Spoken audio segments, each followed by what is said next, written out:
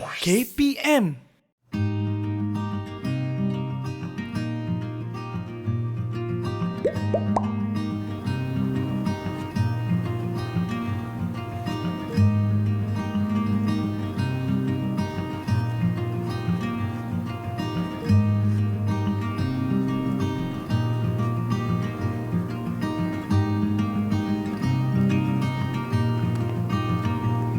Tipografi berasal dari perkataan Greek yang bermaksud tupos, iaitu huruf atau tulisan, dan graphein membawa maksud makna seni mengatur.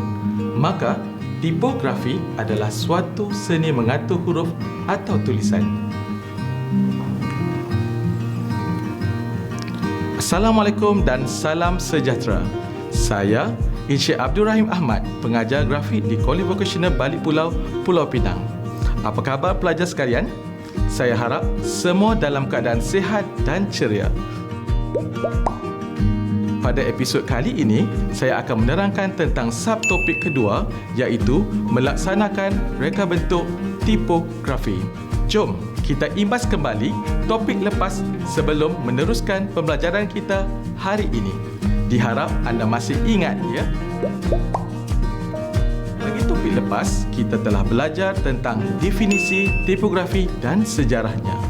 Selepas itu, kita juga mengenal pasti reka bentuk tipografi mengikut keperluan kerja, iaitu yang pertama, reka bentuk pembungkusan seperti kotak dan label makanan. Keperluan kedua, reka bentuk korporat seperti kad perniagaan dan kepala surat.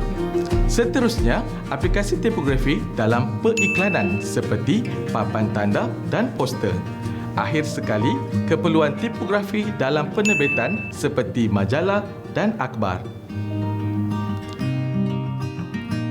Baiklah, kita teruskan dengan dua topik yang akan kita pelajari pada hari ini, iaitu yang pertama, kumpulan muka taip.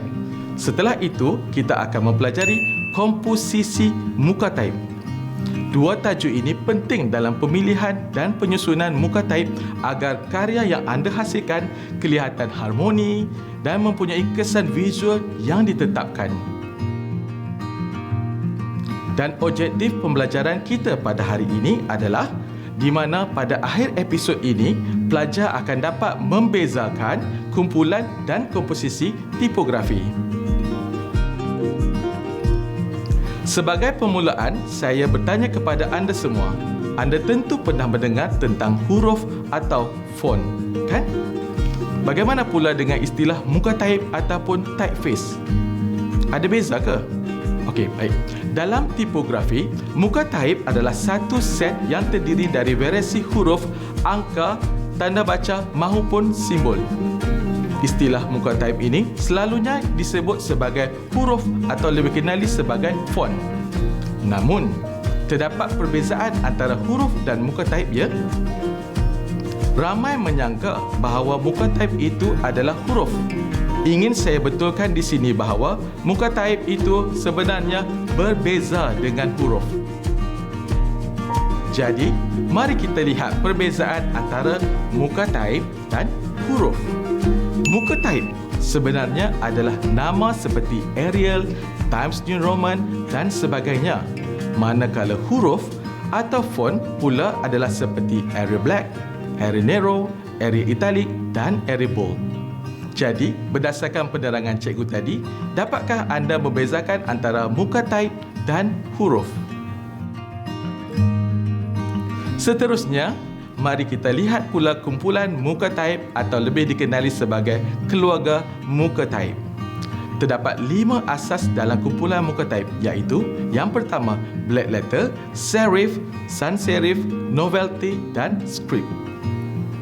Kumpulan pertama, black letter, juga dikenali sebagai Old English. Masih ingat demonstrasi saya menulis di awal tadi? Itulah tipografi dari keluarga black letter. Mari kita lihat ciri-cirinya. Rekaan tulisan black letter dibuat berdasarkan bentuk huruf dan tulisan tangan yang popular pada abad pertengahan di Jerman, iaitu gaya Gotik dan Irlandia dengan gaya Celtic. Ditulis menggunakan pen bermata besar sehingga dapat menghasilkan kontras tebal nipis yang kuat. Karakter ditulis secara rapat sehingga hasil keseluruhannya berkesan gelap, berat dan hitam.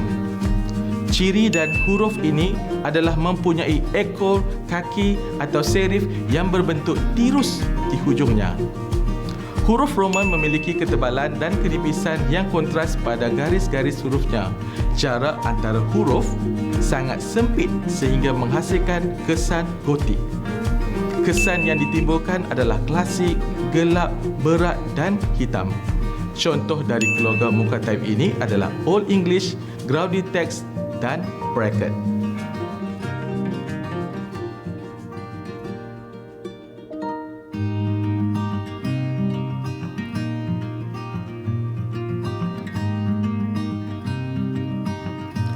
Kumpulan seterusnya adalah serif atau dikenali sebagai Roman. Ia bermaksud mempunyai kaki kecil atau ekor di hujungnya. Contoh huruf serif adalah Times New Roman yang mempunyai kesan klasik dan formal. Tulisan serif ini terbahagi juga kepada 3 kategori, iaitu yang pertama Roman Modern, strok yang terlalu kontra. Seterusnya adalah Roman Old Style, strok yang lebih tebal dan nipis dan mempunyai sedikit kontra. Roman Traditional adalah strok yang mempunyai sederhana kontra. Mari kita lihat kumpulan muka type seterusnya, iaitu sans serif. Dalam bahasa Roman Greek, sans bermaksud tiada. Jika serif tadi membawa maksud kaki kecil, maka sans serif bermaksud tiada kaki kecil. Ciri-ciri muka type ini berbentuk strok yang lebar, statik dan mudah serta sekata. Muka type ini digunakan secara meluas untuk teks naskah.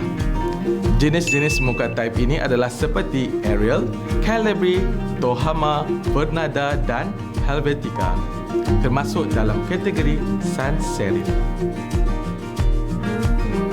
Berikut adalah contoh tulisan sans serif. Dapatkah anda mengenal pasti ciri-cirinya? Tiada kaki kecil, statik, sekata dan mudah. Kumpulan muka type seterusnya adalah Novelty atau dikenali juga sebagai Miscellaneous. Merupakan jenis huruf hasil perkembangan daripada jenis yang telah sedia ada. Ciri khas muka type ini ialah hiasan berupa ornamen atau dekorasi. Muka type ini memiliki kesan dekoratif dan artistik. Terdapat pelbagai contoh tulisan jenis Novelty ini. Sebagai contoh, jenis muka type ini adalah Westminster dan Kahana. Ciri-ciri muka type-nya adalah berjenis bebas dan unik.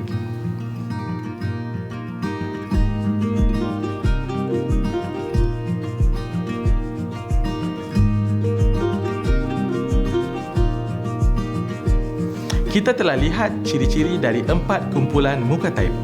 Kumpulan terakhir adalah kumpulan dari script.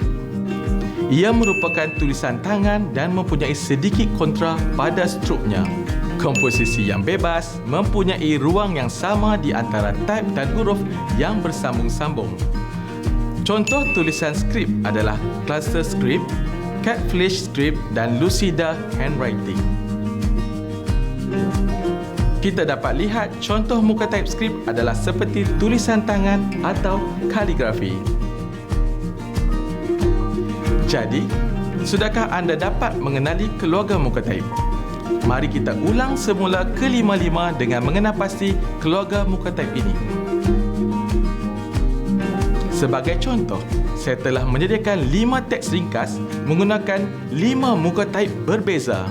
Tipografi A, tipografi B, tipografi C, tipografi D dan tipografi E. Dapatkah anda membezakan jenis keluarga muka type tersebut?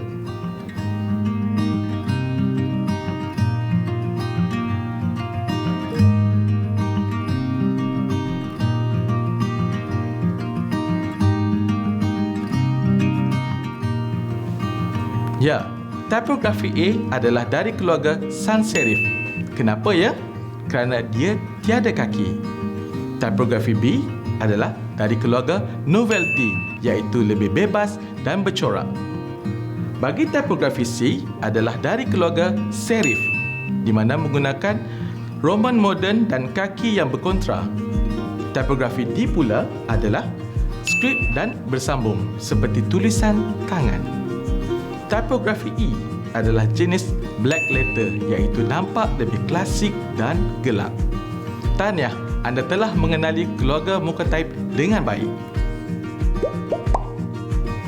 Baiklah, sekarang kita lihat pula subtopik seterusnya, iaitu komposisi muka type. Apakah anda faham tentang komposisi? Komposisi bermaksud campuran atau gubahan bahan untuk membentuk sesuatu bahan yang lain. Maka, komposisi muka type adalah gubahan corak aksara dan huruf yang membentuk seni teks yang lain.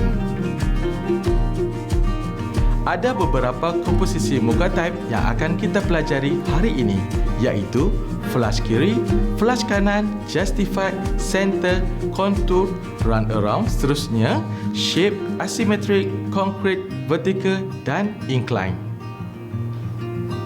Komposisi flash kiri adalah komposisi yang selalu kita lihat dan buat. Ciri-ciri flash ini adalah di mana teks yang ditaip bermula dari sebelah kiri ke kanan, sama dan teratur. Ini adalah pilihan ramai pereka grafik. Jika dilihat pada contoh, ada satu paksi menegak yang disebut sebagai penataan baris atau alignment di sebelah kiri teks. Manakala flash kanan adalah komposisi bagi teks yang ditaip dari kanan ke kiri, sama dan teratur. Komposisi ini sesuai untuk maklumat pendek seperti teks iklan perniagaan, tajuk utama dengan cara perkataan yang baik. Perhatikan contoh yang diberikan. Berlawan dengan flash kiri, iaitu terdapat paksi menegak di sebelah kanan teks. Saya teruskan pula dengan komposisi seterusnya. Justified adalah gubahan bagi teks yang ditaip dengan menggunakan flash kiri dan flash kanan yang sama. Ia tidak sesuai digunakan bagi baris teks yang pendek kerana terdapat ruang dalam perkataan dan sukar untuk diperbetulkan.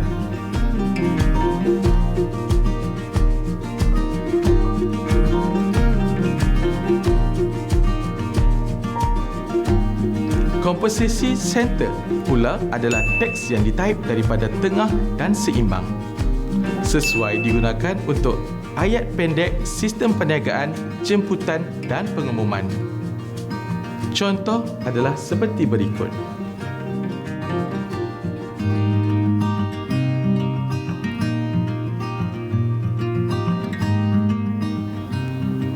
Kontur adalah komposisi teks yang ditaip mengikut ilustrasi, logo dan pelbagai bagi membentuk teks dalam imej asal. Namun, perlu diingatkan ya bahawa ia memerlukan teks yang sesuai untuk penyusunan.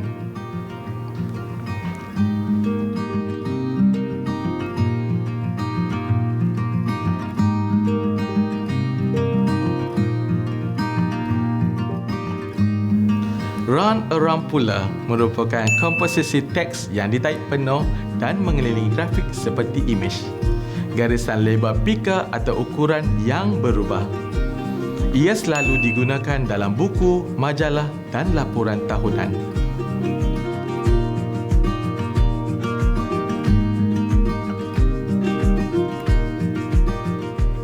Komposisi shape pula menarik di mana teks mengikut bentuk atau garisan yang dibina.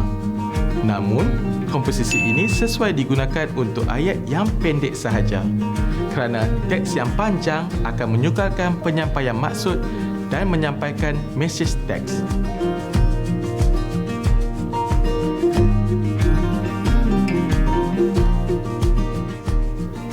Seterusnya, komposisi asimetrik. Berbeza dengan komposisi flash kiri atau flash kanan kerana teks yang ditaip daripada kanan ke kiri dan kiri ke kanan. Ia tidak mempunyai penyusunan yang tetap dan juga sukar untuk dibaca.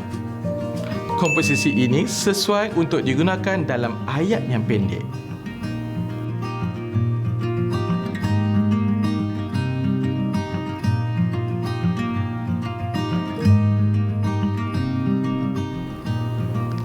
Bagi komposisi konkret pula adalah di mana gubahan teks yang ditaip dalam mengikut bentuk. Komposisi ini digunakan untuk menghasilkan kontra dalam reka bentuk. Dapatkah anda membezakan komposisi konkret dengan komposisi kontur? Jika dilihat pada gambar rajah, komposisi konkret mempunyai saiz muka taip yang sekata berbanding kontur yang lebih bebas.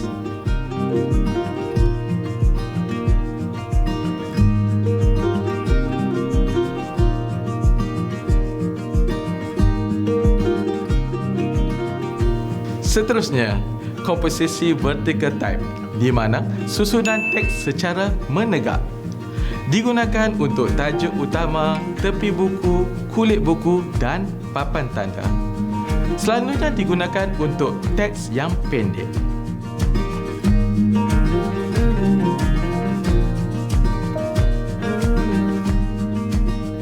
Akhir sekali adalah komposisi incline. Ciri komposisi ini adalah teks ditaip secara condong dan sengit. Jenis komposisi ini adalah satu komposisi alternatif pada sudut yang dipusing. Jenis komposisi ini adalah inovatif dan progresif. Teks yang condong ke atas dan ke kanan. Sesuai bagi reka bentuk poster, namun tidak sesuai digunakan pada buku atau majalah.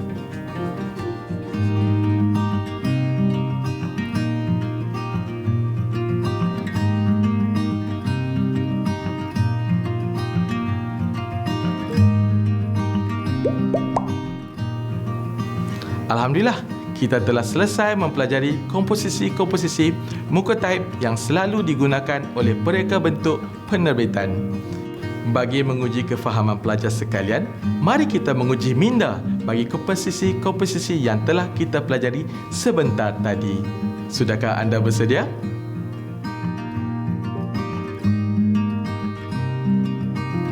Soalannya, terdapat 4 contoh komposisi yang diberikan seperti di skrin. Nyatakan komposisi-komposisi bagi setiap teks berikut. Dapatkah anda bezakannya? Sebagai panduan, anda boleh mengenali komposisi-komposisi ini.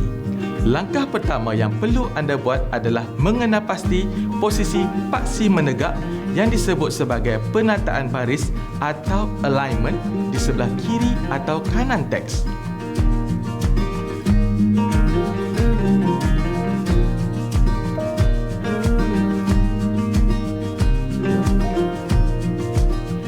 Bagi contoh teks yang diberikan, cuba anda lihat contoh pada komposisi A. Di manakah posisi paksi menegaknya? Ya, di sebelah kiri teks. Maka teks ini mengaplikasikan komposisi flush kiri. Ini berbeza dengan contoh pada teks di komposisi B. Kiri dan kanannya tidak sekata, seperti tiada paksi yang menegak bagi kedua-duanya. Ini menunjukkan komposisi B adalah dari komposisi center. Komposisi C adalah berlawanan dengan komposisi A, di mana terdapat paksi menegak pada kanan teks. Maka, ini adalah komposisi flush kanan. Akhir sekali, komposisi D. Terdapat 2 paksi menegak sekata di kiri dan kanannya, seolah-olah gabungan flush kiri dan flush kanan. Komposisi ini dikenali sebagai komposisi justified. Tahniah, anda telah memahami dan dapat membezakan komposisi-komposisi yang telah kita pelajari.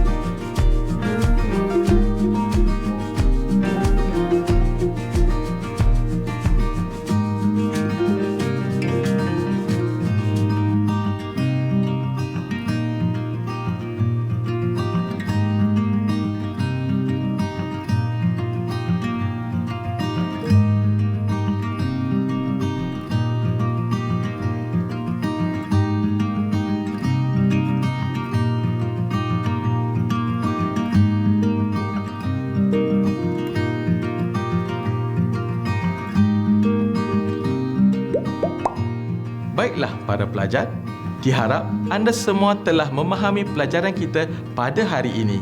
Kita telah mengetahui dan boleh membezakan 5 keluarga muka taib dan komposisi-komposisi muka taib yang boleh diaplikasikan dalam setiap rekaan kita.